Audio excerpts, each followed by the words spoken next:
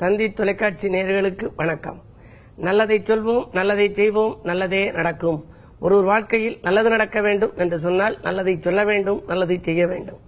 அந்த அடிப்படையில் இன்றைக்கு 15/2/2016 திங்கட்கிழமை பரணி நட்சத்திரம் காலை 7:33 வரை, பிறகு கார்த்திகை நட்சத்திரம். இன்றைக்கு கார்த்திகை விரதமிருந்து கந்த பெருமானை சொந்த பெருமானாக நினைத்து வழிபட்டால் வந்த துயரங்கள் வாயிலோடு நின்றுவிடும். இன்றைக்கு நான் உங்களுக்கு சொல்ல இருக்கிற நல்ல கருத்து, முன்னாலே யார் யாருக்கு நட்புன்னு சொன்னேன். நண்பர்கள் பார்த்து நம்ம காரியங்களை சொன்னால் நண்பர்கள் நமக்கு காரியத்தை முடித்துக் கொடுத்து விடுவார்கள். சிலருடைய ஜாதகத்திலே உறவினர்களை காட்டிலும் நண்பர்களே ஒத்துழைப்பு செய்வார்கள் இருக்கும். சிலருக்கு நண்பர்களை காட்டிலும் உறவினர்கள் ஒத்துழைப்பே அதிகமாக இருக்கும்னு இருக்கும்.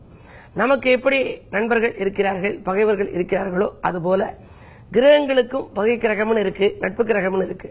பகை கிரகத்தின் பிடியிலே சிக்கியிருந்தால் நமக்கு அந்த திசை வலுவாக இருக்காது. நமக்கு நடக்கக்கூடிய தசாநாதன், புத்திநாதன் நட்பு கிரகத்தினுடைய காலிலே இருந்தால் நல்லது நடக்கும். நம்ம என்ன நினைச்சோமோ நினைச்ச மறுநிமிடமே அது நடந்துவிடும். அந்த அடிப்படையில் யாருக்கு யார் நட்புங்கிறத பத்தி முன்னாடி உங்களுக்கு சொன்னேன். யாருக்கு யார் விரோதிங்கிறத நீங்க தெரிஞ்சுக்கணும். இப்ப மனிதர்களுக்குள்ளே எடுத்துக்கிட்டோம்னா, ஒரு மனிதர்கள் வெளியிலே சொல்லக்கூடாத ரகசியங்கள் 3. என்னென்ன? நமக்கு உள்ள எதிர்ப்பை சொல்லக்கூடாது, நமக்குள்ள வியாதியை சொல்லக்கூடாது, நமக்கு இருக்கிற கடனை சொல்லக்கூடாது. இது 3ஐயும் சொல்லக்கூடாதுன்னு தான் மறைத்து வைத்துக் கொள்ள வேண்டும் என்ற அடிப்படையில் தான் முன்னோர்கள் மறைவிடம் என்று ஒன்றை ஏற்படுத்தினார்கள். ஜாதகத்துல 6வது கட்டம் மறைவிடம். அந்த 6ஆம் இடத்திலிருந்து எதை தெரிஞ்சுக்கலாம்?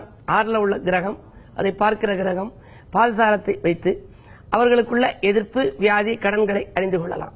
நமக்கு யார் எதிரின்னு நம்ம நண்பர்கள்ட்ட சொல்லிட்டோம்னு வச்சுங்க, ஒரு சமயம் அந்த நண்பனே எதிரியாகிற பொழுது நம்முடைய எதிரிட்ட போய் சொல்லிக் கொடுத்து இன்னும் கொஞ்சம் தூண்டுதலா நமக்கு பகை வளர்ந்து விடும். ஆகினாலே நமக்கு யார் எதிரின்னு சொல்லக்கூடாதான். யாரை கேட்டாலும் ஓ அப்படியா அப்படின்னு சொல்லி விட்டுறணும். அதற்கு பிறகு நமக்கு என்ன வியாதி இருக்குன்னு சொல்லக்கூடாது. சிலருக்கு கடுமையான வியாதி இருக்கும், அவர்களோட இந்த வியாதி இருக்குன்னு தெரிஞ்சா நெருங்கி உட்கார மாட்டார்கள். அவர்கள் குடிச்ச அந்த டம்ளர்ல கூட காப்பி குடிக்க மாட்டாங்க, தண்ணி குடிக்க மாட்டாங்க, பயப்படுவாங்க, ஒட்டிக்கிட்டுமோன்னு நினைப்பாங்க. பொதுவாகவே என்ன வியாதின்னு சொல்லக்கூடாது. அதே மாதிரி கடன் சுமை, ஒருத்தருக்கு 10 லட்சம் இருக்கும், 18 லட்சம் இருக்கும். சில பேர் பெருமையா சொல்லுவாங்க, எனக்கு 10 லட்சம் கடன் இருக்கு ஐயா அப்படிம்பாங்க. அது எப்ப தீருமுனி என்னிடம் ஆலோசனை கேட்பது சொல்லுவாங்க. அந்த கடனை சொன்னால் என்ன ஆகும்னா, திரும்ப நம்மகிட்டையும் கடன் கட்டுருவாங்களோன்னு சொல்லி அவங்க பேசுறத கொஞ்சம் கொஞ்சமா குறைச்சுக்கிட்டுருவாங்க, அல்லது வேற வழியில சென்றுவாங்க. நம்ம வீதியில போற போதே பார்த்தா வேற பக்கம் போயிடுவாங்க. ஆகினாலே மறைவிடம் என சொல்லக்கூடிய 6ஆம் இடத்துல எதிர்ப்பு, வியாதி, கடன்களை பற்றி நம்ம அறிந்து கொள்ளலாம். அதை மறைத்து வைக்க வேண்டிய இடம். அப்படி கிரகங்களிலும் ஒன்றுக்கொன்று பகை கிரகம் இருக்கு. அந்த பகை கிரகங்கள் ஜாதகத்திலே பலமிழக்கணும். பகை அல்லாத நல்ல கிரகங்கள் வலுக்கணும். சாதகாதிபதி வலுத்தால் நல்ல பலன், பாதகாதிபதி வலுவிழந்தால் நல்ல பலன். அந்த கிரகங்களிலே யாருக்கு யார் பகை அப்படிங்கறத பற்றி தொடர்ந்து உங்களுக்கு சொல்வேன் என்று சொல்லி இன்றைய ராசி பலன்களை இப்பொழுது உங்களுக்கு வழங்கப் போகின்றேன். மேசராசி நேயர்களே, கொடுக்கல் வாங்கல்களில் கூடுதல் கவனம் தேவைப்படுகின்ற நாள். கூட இருப்பவர்களால் உங்களுக்கு மன அமைதி குறையலாம். செவ்வாய் உங்கள் ராசியை பார்க்கிறார். 6ஆம் இடத்திலே உள்ள கிரகத்திற்கு அதிபதியாக விளங்குபவர் 6க்கு அதிபதியான புதன் சுக்கிரனோடு இணைந்து நல்ல இடத்தில் தான் இருந்தார் என்றாலும் கூட கேதுவின் பார்வை உங்கள் ராசியில் பதிகிறது. யாது கோள்கள் எங்கு நிற்கினும் கேது நின்றால் கெடுப்பது தின்னும் என்பார்கள். கேது சூரியனோடு இணைந்திருக்கிறார். எனவே இன்றைக்கு மனக்கவலைகள் அதிகரிக்கலாம். அரசியல்வாதிகளால் அல்லல்கள் ஏற்படலாம். ஏதேனும் புது முயற்சிகள் செய்திருந்தால் அதில் தடைகள் உருவாகலாம்.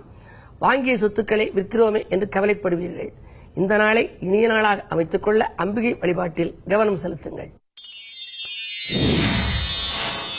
ரிஷபராசினியர்களே, வாகன மாற்றம் பற்றிய சிந்தனை மேலோங்கும் நாள்.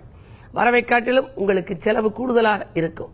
சனியின் சப்தம பார்வை பதிவதால் ஆரோக்கிய தொல்லை உண்டு.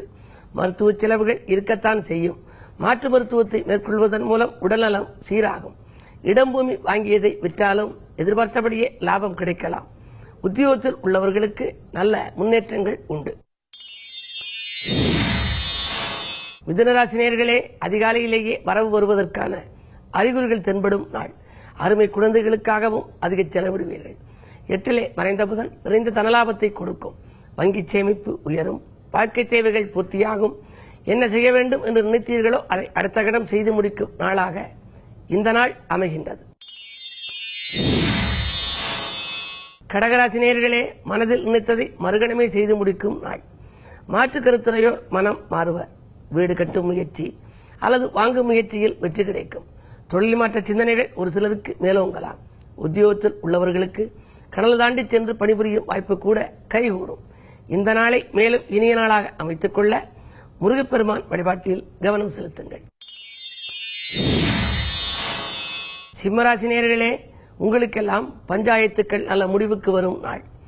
பகை விலகி பாசம் கூடும். பாடுபட்டதற்கேற்ற பலன் கிடைக்கும். நண்பர்கள் நல்ல தகவல்களை நண்பகலுக்கு மேல் கொண்டு வந்து சேர்ப்பார்கள். பழைய வாகனங்களை கொடுத்துவிட்டு புதிய வாகனங்கள் வாங்கலாமா என்று சிந்திப்பீர்கள். வியாபார விரோதங்கள் விலகும். கன்னிராசி நேயர்களே, உங்களுக்கு சந்திராஷ்டமம். வழிபாட்டின் மூலமே வளர்ச்சி காண வேண்டிய நாள். வாகனங்களில் செல்லும் பொழுது கூடுதல் கவனம் செலுத்துங்கள். பணிபுரியும் இடத்திலும் சிக்கல்கள் ஏற்படலாம். சக பணியாளர்களை அனுசரித்து செல்வதுதான் நல்லது. மாலை நேரத்தில் வரும் பயணத்தால் விரயங்கள் உண்டு. துலாம் ராசி நேயர்களே, கல்யாண கனவுகள் நனவாகும் நாள். கட்டிட திறப்பு விழாக்கள், கடை திறப்பு விழாக்கள் பற்றி சிந்திப்பீர்கள். சேமிப்பு உயரும். செல்வாக்கு மேலோங்கும். 2லே இருக்கிற சனியால் கொடுத்த வாக்கை காப்பாற்ற இயலும். புதிய ஒப்பந்தங்களில் கையெழுத்திட்டு மகிழும் நாள் இந்த நாள். விருச்சிக ராசி நேயர்களே, அதிர்ஷ்ட வாய்ப்புகள் அரங்கேறும் நாள். அடுத்தவர் நல்கிறது எடுத்த முயற்சிகளில் ஆதாயம் கிடைக்கும். அதிகாலையிலேயே உங்களுக்கு வரவு வந்து சேரும். வாங்கல் கொடுக்கல்கள் ஒழுங்காகும். நேற்றைய பிரச்சனை இந்த நல்ல முடிவுக்கு வரும். நிகழ்கால தேவைகள் பூர்த்தியாகும். இந்த நாள் இனிய நாள்.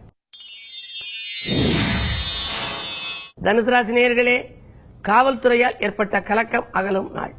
காரிய வெற்றிக்கு நண்பர்கள் உறுதுணையாக இருப்பார்கள். கல்யாண கனவுகளும் நனவாகும். குழந்தைகள் வழியே எடுத்த முயற்சிகளில் வெற்றி கிடைக்கும். அந்நிய தேச யோகம் ஒரு சிலருக்கு எண்ணியபடியே வந்து சேரும். மகர ராசி நேயர்களே, அரசியல்வாதிகளால் அனுகூலம் கிடைக்கும் நாள். ஆதரவு கரம் நீட்டுபவர்களின் எண்ணிக்கை உயரும். புத சுக்கிர யோகம் இருப்பதால் பொருளாதார கவலை இல்லை. பற்றாக்குறை அகலும். சேமிப்பு அதிகரிக்கும். இழந்த சேமிப்புகளை ஈடுகட்டுவீர்கள். 8லே வியாழன்.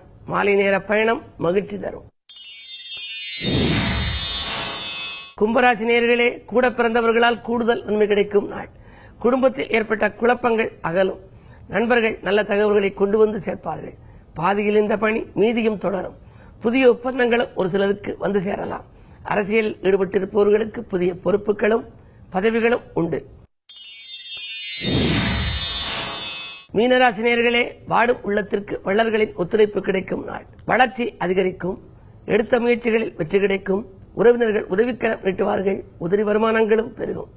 இந்த நாள் உங்களுக்கு ஒரு இனிய நாள். மேலும் விவரங்கள் அறிய தினத்தந்தி படியுங்கள்.